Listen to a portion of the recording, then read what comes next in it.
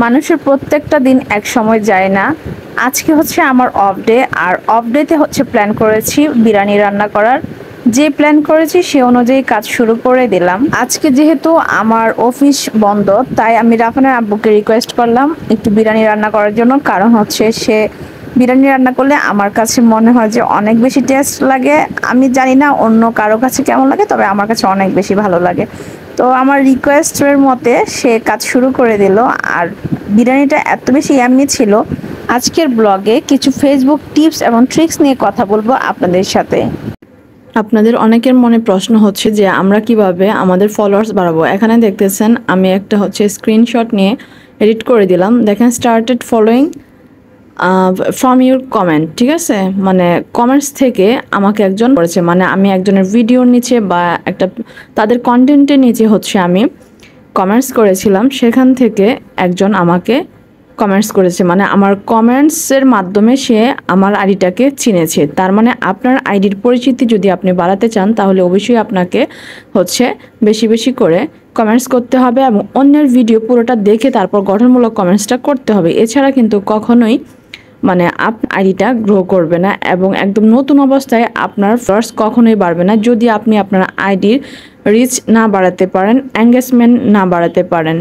একটা সময় ছিল যখন আমার ভিডিওতে 1-2টা ভিউজ হইতো, হাইস্ট গেলে 15টা 20টা ভিউজ হইতো। ঠিক আছে, তো এখন দেখেন স্ক্রিনশটে আমার কিন্তু 500 ভিউজ হয়, 1000 ভিউজ হয়, 2, 3, 4, 5 এরকম কিন্তু ভিউজ হয়। যাই হোক, তো যারা 1-2টা ভিউজ হলে মন খারাপ করেন, তাদেরকে বলবো মন খারাপ করবেন না, কন্টিনিউ ভিডিও আপলোড করে যান এবং ভিডিওর কোয়ালিটিটা ভালো করার চেষ্টা করুন। এবং যখন ভয়েস দিবেন সে ভয়েসটা যেন একদম পারফেক্টলি হয়, আবার ভয়েসে যেন কোনো নয়েজ না থাকে, ইভেন কোনো গান অ্যাড করা যাবে না। ঠিক আছে, তো এভাবে যদি আপনারা করতে পারেন তাহলে কিন্তু একটা সময় আপনাদের ভিডিওতেও ভিউজ আসবে মিলিয়ন মিলিয়ন, ইনশাল্লাহ তখন আপনাদের ইনকামও হবে ভালো। তাছাড়া আরেকটা বিষয় হচ্ছে স্টার সেটআপ। অনেকেই করে কি, স্টার সেটআপ আসলে সেটআপটা না করে তারা রেখে দেয় এবং তারা মনে করে স্টার সেটআপ করা অনেক বেশি ঝামেলার এবং স্টার সেটআপে কোনো ইনকাম নাই। এরকম ভুল ধারণা থেকে কিন্তু স্টার সেটআপটা একটা সময় এক্সপায়ার্ড হয়ে যায় এবং তখন কিন্তু স্টার সেটআপটাও চলে যায়।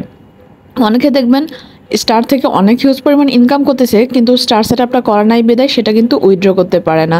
তো আমি বলবো স্টার কিন্তু একটা গুরুত্বপূর্ণ সেটআপ। এটা কিন্তু আপনি কন্টেন্ট মনিটাইজেশন পান আর না পান, আপনার যদি 500 ফলোয়ার্স থাকে তাহলে কিন্তু স্টার সেটআপটা পাবেন।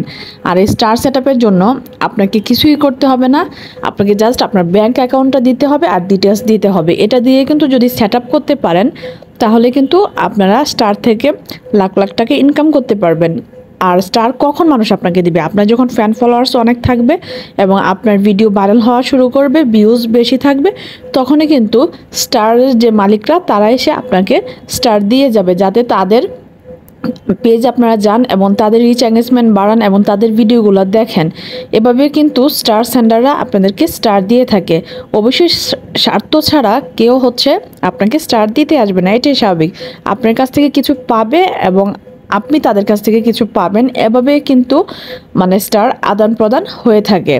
যারা একদম প্রথম থেকে শুরু করতেছেন তাদেরকে বলবো আপনারা কমপক্ষে 10,000 ফলোয়ার্স আপনার পেজে তৈরি করেন। তারপর হচ্ছে দেখেন ম্যাজিক, আপনারা যখন আপনার পেজে যখন 10,000 ফলোয়ার্স থাকবে, তখন আপনি যাকে ফলো দেন না কেন তার এখানে গিয়ে কমেন্টস না করলেও কিন্তু ওই নোটিফিকেশনটা এমন এই যে ফলো ব্যাক নামক একটা অপশনের মাধ্যমে তাদের কাছে চলে যাবে। তখন কি হবে? তখন কিন্তু তারা আপনার পেজটাকে ফলো করতে বাধ্য। ঠিক আছে, কারণ এটা ফেসবুক সাজেস্ট করতেছে। তারা যদি ফলো ব্যাক না করে তাহলে কিন্তু তাদের রিচ এঙ্গেজমেন্টটা কমে যাবে, রিচ এঙ্গেজমেন্টটা বাড়বে না। তো এভাবে কিন্তু 10,000 ফলোয়ার্স হলে আপনি নিমিশে আপনার পেজটাকে নিয়ে খুব দ্রুত গতিতে এগিয়ে যেতে পারবেন।